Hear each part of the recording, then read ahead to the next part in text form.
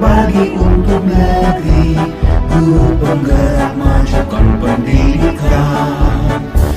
Assalamualaikum warahmatullahi wabarakatuh. Bertemu lagi dengan saya Diki Septrian, calon guru penggerak Angkatan 10 Kabupaten Natuna. Kali ini saya dengan Bu Sri Pertuti melaksanakan percakapan pra-observasi. Sebelum masuk ke kelas, Bu Sri untuk observasi jalannya proses observasi ini di kelas. Selamat pagi Bu Sri. Pagi Pak. Assalamualaikum warahmatullahi wabarakatuh. Waalaikumsalam warahmatullahi wabarakatuh. Apa kabarnya pagi ini Bu? Alhamdulillah sehat. Pak Diki bagaimana? Alhamdulillah juga sehat Bu. Bagaimana semangat Ibu untuk hari ini? Alhamdulillah Pak, semangat dan insya Allah tetap semangat Pak. Baik Bu Sri, kita pagi ini akan berbincang-bincang sebelum nantinya Ibu akan masuk ke dalam kelas. Percakapan pra-observasi ini memiliki tujuan supaya nanti Bu Sri bisa mempersiapkan pembelajaran lebih baik sebelum Ibu masuk ke dalam kelas. Adapun kira-kira tujuan pembelajaran Ibu hari ini apa? Banyak Pak ya, terkait tujuan pembelajaran yang akan saya laksanakan. Yang pertama yaitu menjelaskan makna persatuan dalam keberagaman, kemudian menguraikan prinsip persatuan dalam keberagaman suku, agama, ras, dan antar golongan. Kemudian yang terakhir yaitu menganalisis persatuan, bagaimana cara mengatasi konflik ya yang bersifat sara seperti itu Pak.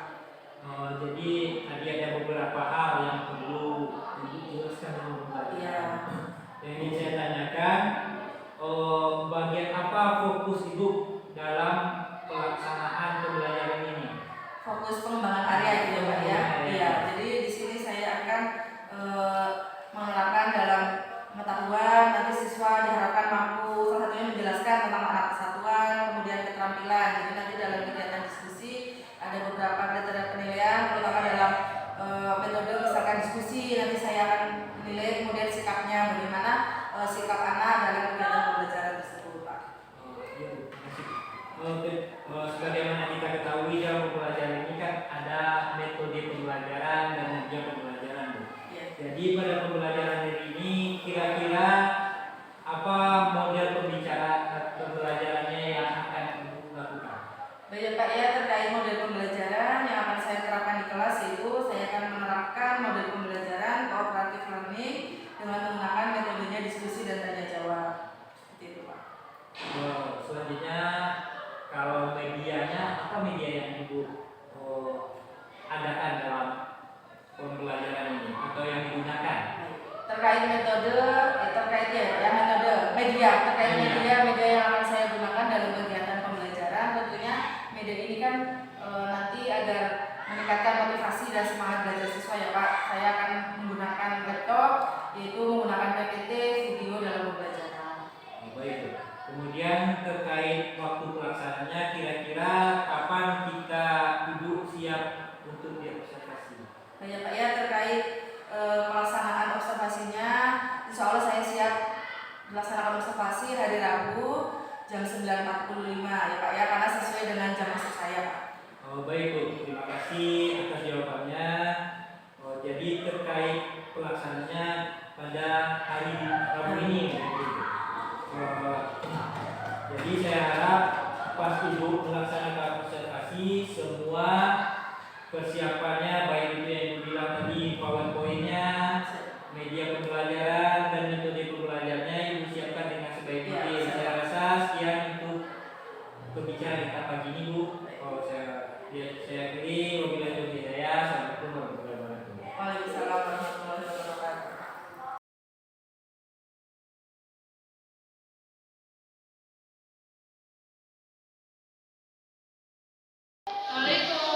Waalaikumsalam warahmatullahi wabarakatuh. Waalaikumsalam warahmatullahi wabarakatuh. Kemudian sebelum pembelajaran dimulai, marilah kita berdoa terlebih dahulu yang akan dipimpin oleh ketua kelas. Ibu minta ketua kelas untuk memimpin doa, silakan. Bersiap berdoa mulai. Bismillahirrahmanirrahim.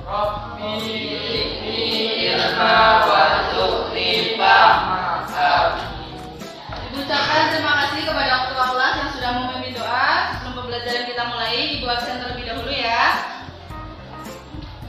Siapa yang hadir hari ini? Roy Martin, Bu. Roy Martin, keterangannya? Alfa. Pak. Yang dekat sudah menjenguk? Baru hari ini. Yang lainnya?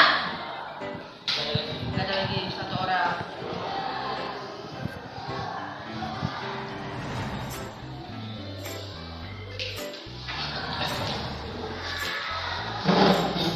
Ya, kita mulai pembelajaran kita pada hari ini.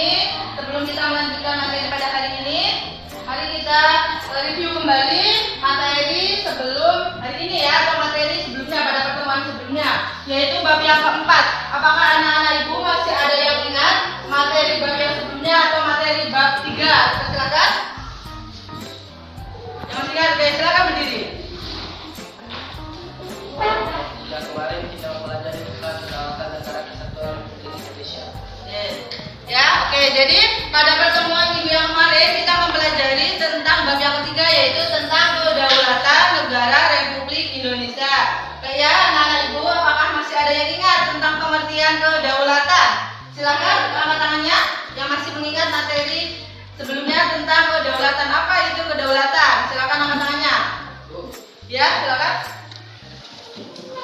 Kedaulatan itu diambil dari bahasa Arab yang berarti daulah, berarti kekuasaan tertinggi. Oke, kekuasaan yang tertinggi. Baik ya.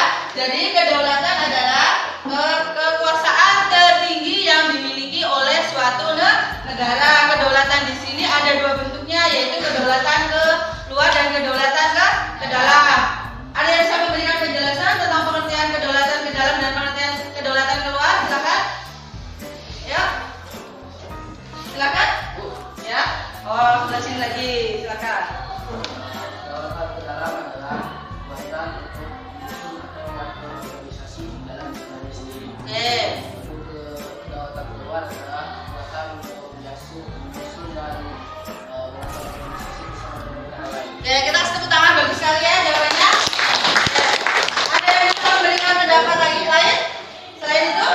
Nah, sama. Oke ya, jadi kedaulatan ada dua, yaitu kedaulatan ke dalam dan kedaulatan keluar. Kedaulatan ke dalam adalah kekuasaan tertinggi yang dimiliki oleh suatu negara untuk mengurus rumah tangganya sendiri tanpa campur tangan dari negara lain. Contohnya adalah apa? Membuat peraturan perundang-undangan. Kemudian yang kedua, kedaulatan keluar. Kedaulatan keluar adalah apa?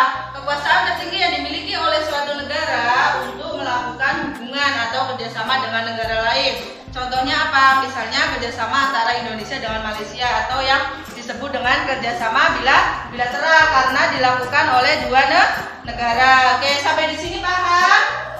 Paham. Kalau paham kita lanjutkan ke materi selanjutnya ya. Oke. Nah, bab yang keempat sudah dibaca bukunya? Sudah? Baik ya. Bab yang keempat itu tentang keberagaman masyarakat Indonesia dalam Bingkai Bhinneka Tunggal Ika. Tujuan pembelajarannya adalah menjelaskan makna persatuan dalam kebangsaan dengan tepat. Kemudian yang kedua, menguraikan visi persatuan dalam keberagaman suku, agama, ras, dan antar golongan dengan tepat. Kemudian yang ketiga, menganalisis permasalahan yang muncul dalam keberagaman suku, agama, ras, dan antar golongan dengan tepat. Kemudian yang keempat, menganalisis upaya pencegahan konflik yang bersifat sara dengan tepat. Ya. Oke. Kemudian manfaat yang kita pelajari apabila kita belajar dengan sungguh-sungguh. Yang pertama adalah menumbuhkan rasa cinta tanah air. Kemudian yang kedua, menumbuhkan rasa toleransi dan saling menghargai antar suku, agama, ras, dan antar golongan. Ya. Oke, baik. Anak-anak ibu coba perhatikan gambar yang ada di papan tulis ya. Ibu kasih waktu sekitar 2 menit untuk berpikir. Coba menurut kalian itu gambar tentang apa? Ya. Oke, silakan. Di papan tulis itu ada 2 gambar ya. Silakan kalian memberikan pendapatnya tentang gambar tersebut. Ada yang sudah memiliki gambar ya? Memiliki gambar? Oke, silakan. Kelompok 1.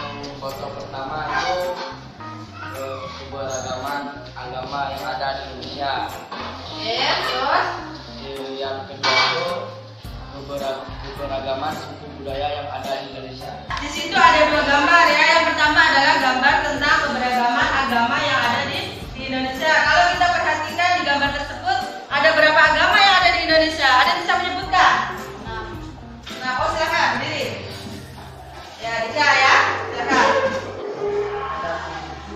Konghucu, Kristen, Hindu, Buddha, Islam, sama Katolik. Oke, kita kasih tepuk tangan ya. Oke, Katolik betul? Betul ya, itu adalah agama yang ada di Indonesia. Kemudian gambar yang kedua itu adalah tentang keberagaman suku bangsa yang ada di Indonesia ya. Kalau kita perhatikan di situ ada berapa itu? Ada berapa gambar suku bangsa yang berbeda? Ya, di situ juga ada. Selain itu juga masih banyak lagi ya keberagaman suku bangsa yang ada di Indonesia yang tersebar dari Sabang sampai Merauke ya. Oke. Cobalah kamu amati teman-temanmu apakah mereka berasal dari satu suku, ras, agama atau budaya yang berbeda atau sama. Ya, mari kita coba identifikasi dulu terlebih dahulu ya. Dari kelompok satu, dari kelompok sini dulu. Dari Gabriel, sukunya, agamanya dulu aja. Agamanya apa? Katolik. Marvel? Islam? Besti? Islam. Gabriel Islam. Kita kelompok dua sini. Kelompok dua. Bayu agamanya? Islam. Rofi? Islam. Oke, ini Islam semua. Di sana tadi ada dua ya, yang berbeda. Kelompok tiga. Deli? Islam. Suci? Islam. Kelompok tiga juga Islam semua. Kelompok empat di sini ada berapa agama yang berbeda? Islam. Oke, kalau kita kelompokkan dalam kelas ini ternyata hanya memiliki dua keberagaman agama yang berbeda ya, betul? Ya, tadi yang pertama adalah Islam, yang kedua adalah Katolik. Oke, itu keberagaman agama. Sekarang kita ke suku, coba. Suku yang ada di kelas ini, kita ke kelompok satu lagi. Gabriel, sukunya apa Gabriel? Suku Batak. Melayu. Berarti di sini ada dua tadi, Batak sama Melayu. Kelompok dua. Bayu. Melayu. Bapaknya Melayu enggak? Ya. Melayu. Di sini satu, Melayu semua. Kelompok tiga, Deli. Suku apa? Melayu. Jawa. Melayu di sini ada dua, yaitu Melayu dan Jawa. Kita ke kelompok 4 yang terakhir. Dari Agam, Melayu. Bugis, Melayu. Jawa. Oke, kita kelompokkan dalam satu kelas ini tadi ada berapa suku yang berbeda? Yang pertama tadi ada suku Batak, yang kedua suku Melayu, ketiga suku Jawa, keempat suku Bugis. Oke, jadi dalam kelas ini ada berapa keberagaman suku? Ada 4 keberagaman suku yang ada di kelas ini ya. Oke, jadi bagaimana caranya agar kita bisa hidup bersama ya kan? Kita bisa hidup berdampingan. Oleh karena itu kita memerlukan yang namanya persatuan ya. Oke, ada yang bisa memberikan penjelasan apa itu persatuan? Kita memerlukan yang namanya persatuan. Ya, silakan. Persatuan adalah suatu kesatuan yang menjadi satu. Ya, suatu persatuan untuk membentuk komponen menjadi satu. Oke, bisa kasih tepuk tangan dulu, bagus ya. Mungkin ada yang memberikan pendapat lain? Sama. Oke. Kita lanjut.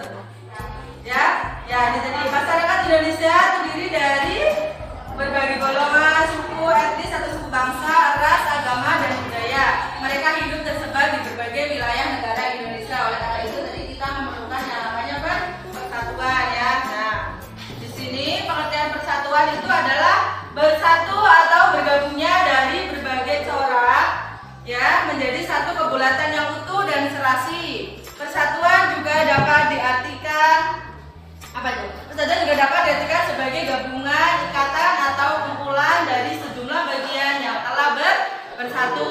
Kemudian alat yang dapat mempersatukan persatuan itu apa? Jadi ada alatnya ya untuk mempersatukan persatuan. Yang pertama adalah dasar negara Pancasila. Kemudian yang kedua adalah Undang-Undang Dasar Negara Republik Indonesia tahun 1945. Kemudian yang ketiga yaitu Bhinneka Tunggal Ika.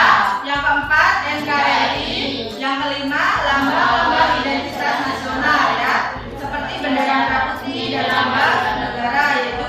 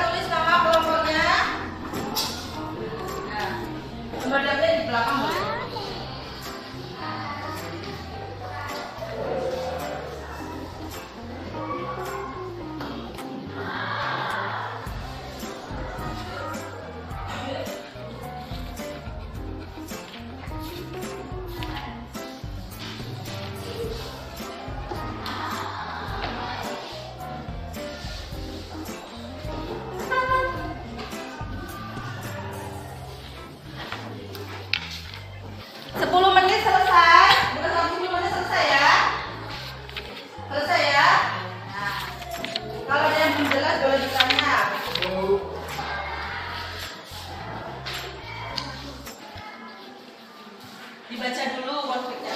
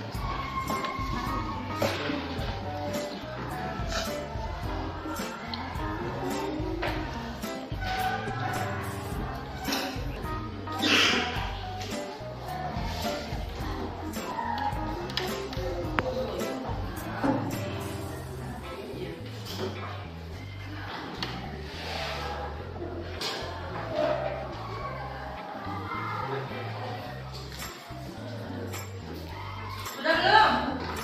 Belum. Kata dulu. Ya, bentar lagi.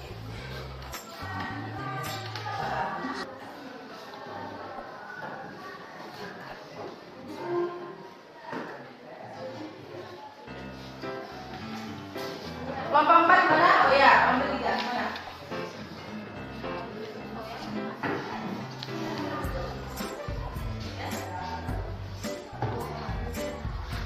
Bentar ya.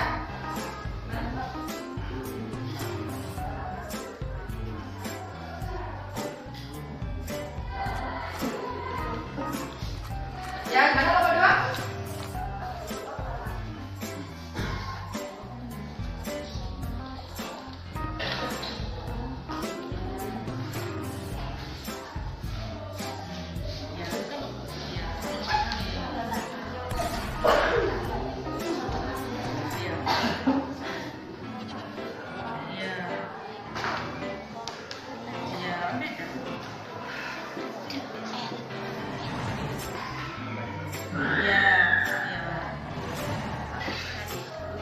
Ya, sambil ditulis ya. Ya. Kelompok 4 di mana tadi?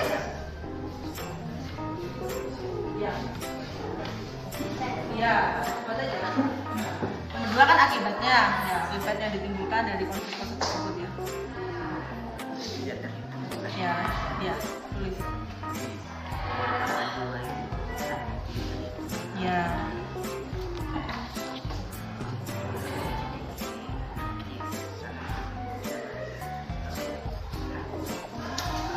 Sudah sampai nomor 2. Kelompok 1.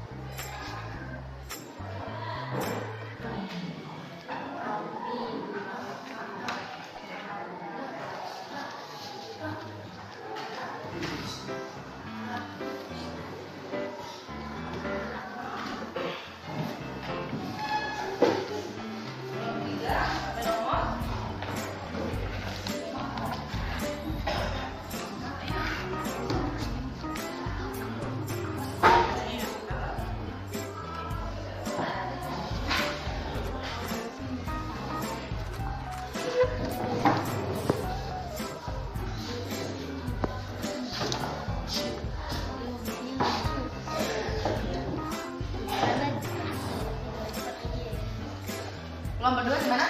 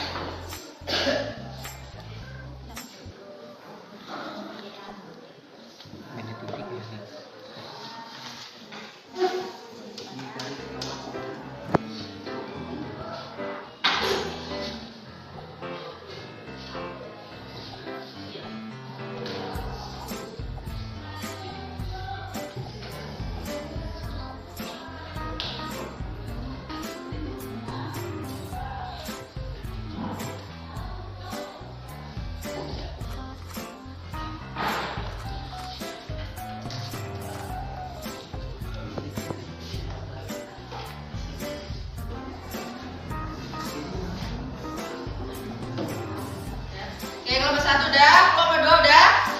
Sudah ya? Kelompok 2? 3 sudah? 4? Sudah, baik. Kalau sudah semua, kita mulai presentasi. Silakan dimulai dari kelompok 1, silakan coba di depan. Ini tersebut yang dimana menyebabkan konflik antara dua agama tersebut. Yang membuat konflik tersebut juga tidak usai-usai disebabkan kurangnya peran pemerintah dalam mengembalikan situasi menjadi lebih baik. 2. Apa akibat dari timbulkan dari konflik Poso tersebut? Yaitu menyebabkan jatuhnya korban jiwa entah berapa banyaknya, kerusakan bangunan, perangan tanpa henti, serta masalah yang melanda di mana-mana. 3. Bagaimana upaya yang dilakukan agar terjadi konflik tersebut? Yaitu dengan membangun sikap persatuan di antara dua agama tersebut. Tidak hanya Islam dan Nasrani, tapi juga masyarakat beragama, suku dan berbangsa, agar terciptanya masyarakat yang rukun dan damai, juga dapat menghargai keragaman dan budaya masing-masing. Saja. Tutup. Wassalamualaikum warahmatullahi wabarakatuh. Waalaikumsalam warahmatullahi wabarakatuh. Ya, inilah tadi presentasi dari kelompok 1. Kita kasih tepuk tangan terlebih dahulu ya. Baik, kita lanjutkan ke kelompok 2. Silakan kelompok 2 untuk mempresentasikan hasil diskusinya. Silakan maju semuanya.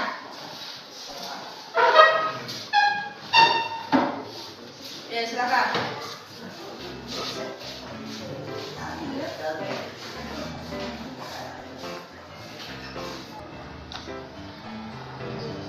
Apa akibat yang ditimbulkan dari konflik Poso tersebut?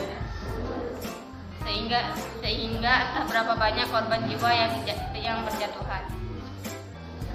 Bagaimana upaya yang dilakukan agar tidak terjadi konflik tersebut? Pada tanggal 20 Desember 2001, kemudian ditandatangani perjanjian Malino yang dimediasi oleh Yusuf Kala. Setelah penandatanganan perjanjian tersebut, situasi di Poso berangsur-angsur pulih. Sekian presentasi dari kami. Apa kelompok 1, kelompok 3 dan kelompok 4 ingin bertanya? Ya, ada yang mau bertanya? Silakan. Nggak ada. Ada? Silakan angkat tangan dulu berdiri. Oke. Ternyata kelompok 3, kelompok 4 mau bertanya, silakan. Konflik Poso mulai dari tahun. Bisa diulang? Ya. Konflik Poso dimulai dari tahun.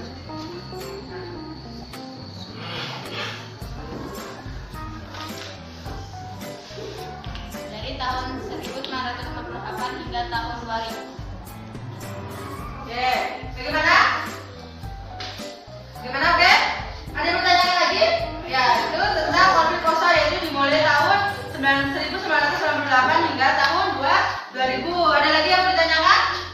Kalau ada kelompok satu silakan.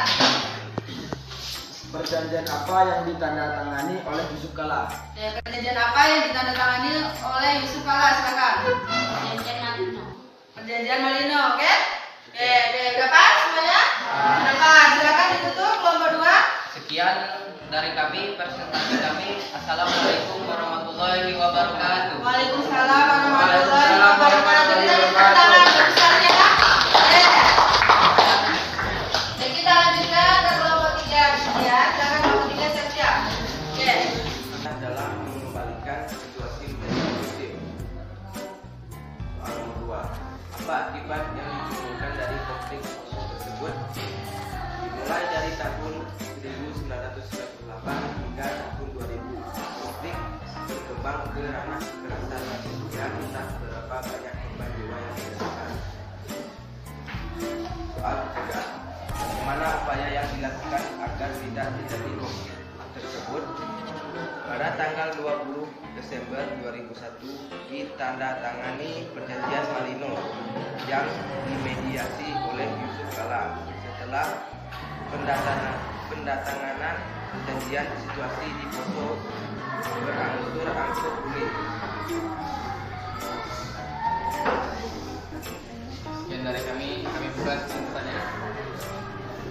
Oke, itu tadi presentasi dari kelompok 3. Silakan apabila ada yang mau bertanya atau menanggapi hasil presentasi dari kelompok 2, kelompok 3, dipersilakan. Kelompok 1, ada yang bertanyakan kelompok 1? Oh, ada, silakan berdiri.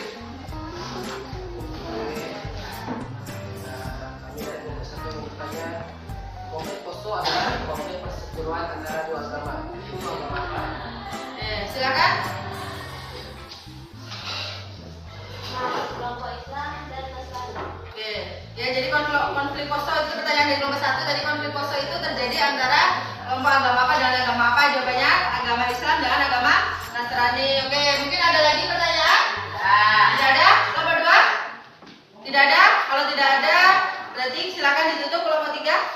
Demikian hasil presentasi kami. Ditutup.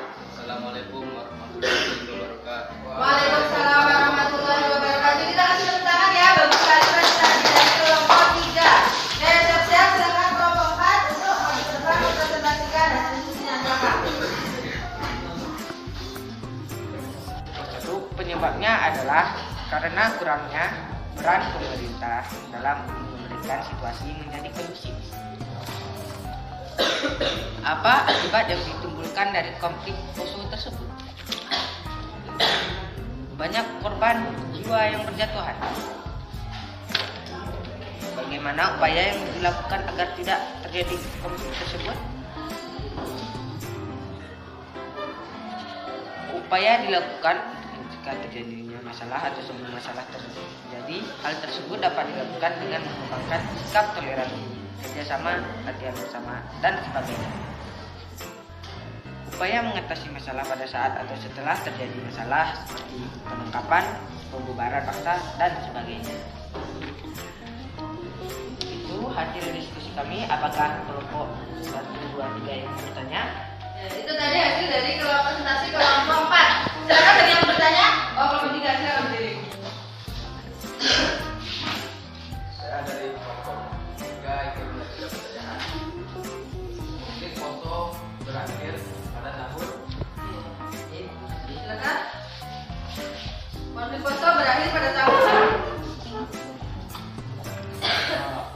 Konflik poso berakhir pada tanggal 20 September 2001. Ya, oke. Ya, betul? Betul. Ada lagi pertanyaan? Kelompok 1 masih ada pertanyaan kan?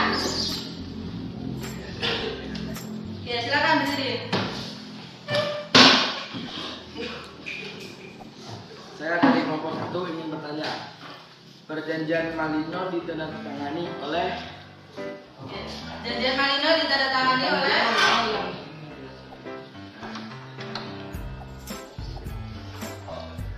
Yusuf Kala. Oke, perjanjian Malino ditandatangani oleh Yusuf Kala, betul? Betul. Oke, masih ada lagi?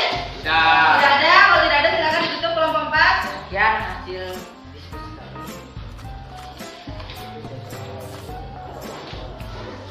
Waalaikumsalam warahmatullahi wabarakatuh.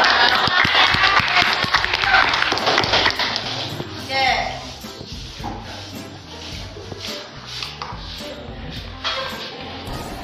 Baik ya. Jadi tentang analisis KPD-nya ya. Silakan kalian buka tadi lembar KPD kalian. Yang pertama, apa penyebab terjadinya konflik poso yaitu antara Islam dan Nasrani ya. Jadi kenapa? Apa yang menyebabkan terjadinya konflik poso? Penyebabnya adalah kurangnya peran pemerintah dalam mengembalikan situasi menjadi kondusif, yaitu yang dimulai dari tahun 1998 hingga tahun 2000 konflik berkembang hingga ke ranah kekerasan. Kemudian yang kedua, apa akibat yang ditimbulkan dari konflik poso antara Islam dan Nasrani tersebut? Ya, akibatnya apa? Banyaknya korban jiwa yang berjatuhan dan banyak warga yang kehilangan tempat tinggalnya ya. Kemudian yang ketiga, bagaimana upaya yang dilakukan agar tidak terjadi konflik tersebut? Represif ya. Cara preventif artinya apa?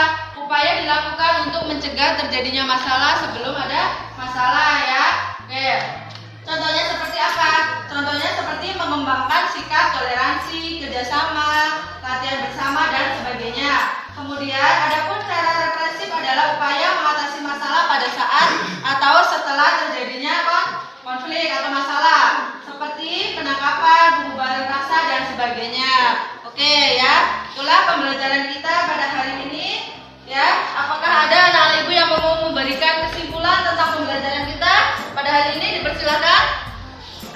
Ya, kesimpulan. Oke, silakan. Berdiri. Pada hari ini saya ingin menjelaskan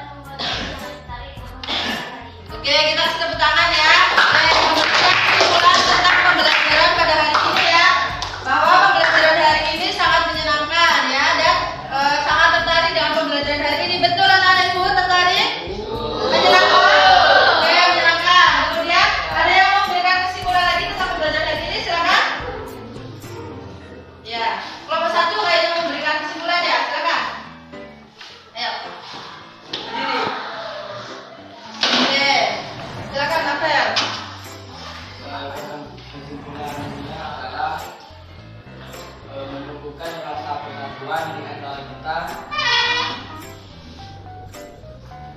dan menumbuhkan rasa keberagaman yang ada di suku yang ada di Indonesia.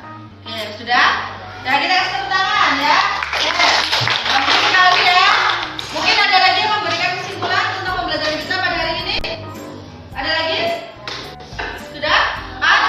Oke, itu adalah kesimpulan dari kalian tentang pembelajaran kita pada hari ini ya. Oke, jadi kesimpulan kita pada hari ini ya tentang pembelajaran bahwa bangsa Indonesia terdiri dari berbagai suku, bangsa, agama, ras, dan antar golongan yang tersebar di seluruh wilayah Indonesia ya. Untuk mewujudkan persatuan dalam keberagaman suku, agama, ras, dan antar golongan harus menanamkan prinsip Bhinneka Tunggal Ika, nasionalisme, kebebasan yang bertanggung jawab, wawasan Nusantara, dan mewujudkan cita-cita reformasi. Kemudian, setiap permasalahan yang berpotensi menimbulkan konflik dalam masyarakat yang beragam harus segera diselesaikan sehingga tidak membawa akibat yang merugikan masyarakat. Ya, kemudian upaya mengatasi masalah ini dapat dilakukan secara preventif dan represif ya. Preventif artinya apa? Preventif artinya tindakan pencegahan sebelum terjadinya masalah atau sebelum terjadinya konflik. Contohnya apa? Mengembangkan rasa toleransi, kerjasama, latihan bersama, dan sebagainya.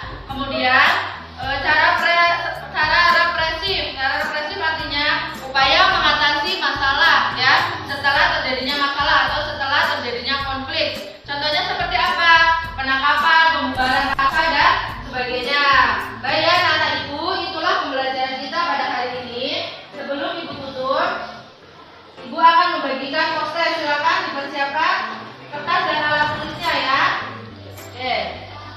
Silakan dipersiapkan posternya terlebih dahulu.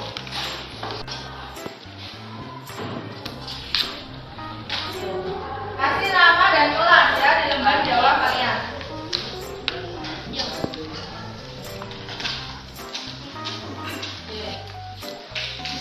Ayo Dika, silakan dibacakan ya. Oke, tulis nama dan kelasnya.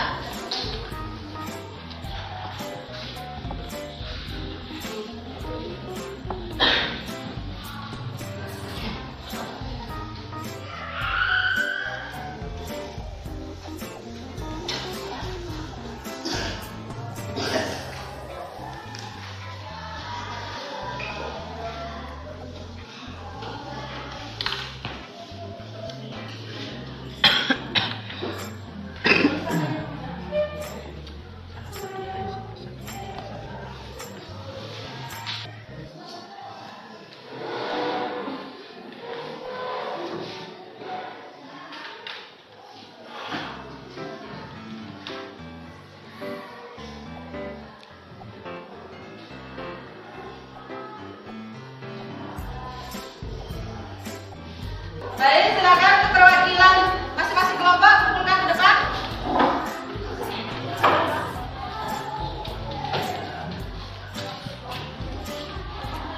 Ya, kumpulkan perwakilan masing-masing kelompoknya.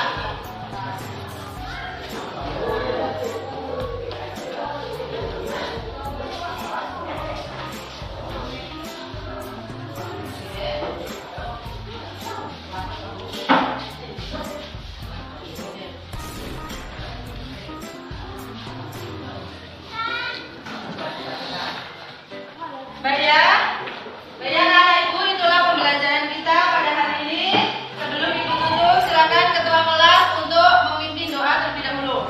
Silakan ketua kelas pimpin doa.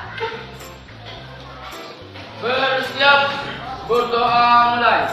Bismillahirrahmanirrahim. Alhamdulillahirabbil alamin. Baik ya, anak ibu, terima kasih.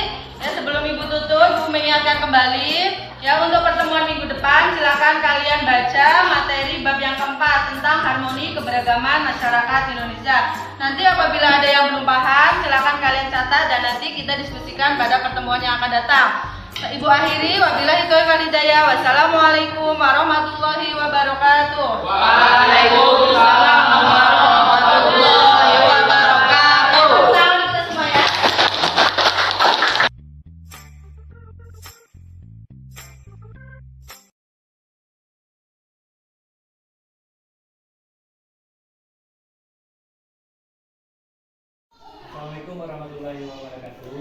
Waalaikumsalam warahmatullahi wabarakatuh.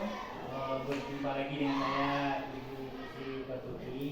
Pada kesempatan ini saya akan melaksanakan kegiatan percakapan pasca observasi setelah Ibu melakukan pembelajaran kemarin. Sebelumnya perkenalkan saya Riki Septrian, CDP Angkatan 10 Kabupaten Natuna. Kemudian pada hari ini kita juga didampingi oleh Bapak Bahludin SPDI selaku tenaga praktek, dan saya sebagai guru observasi. Adapun tujuannya diadakan percakapan pasca observasi ini adalah untuk evaluasi jalannya proses pembelajaran di kelas yang sudah Ibu lakukan kemarin dan bagaimana pembelajaran tindak lanjut ke depannya agar proses pembelajaran ini menjadi lebih baik. Jadi bagaimana kabarnya hari ini, Bu Sri?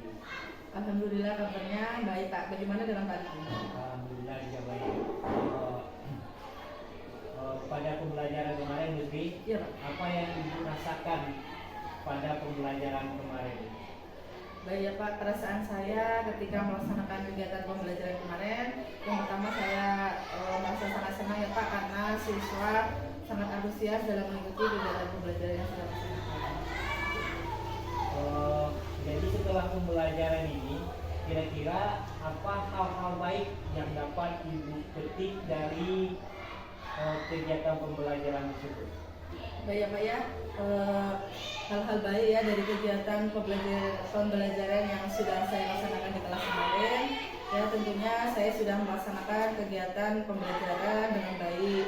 Di situ juga saya sudah menerapkan metode pembelajaran seperti diskusi, ya Pak ya. Kemudian tentunya dalam kegiatan pembelajaran tersebut kan ada kelebihan dan kekurangannya.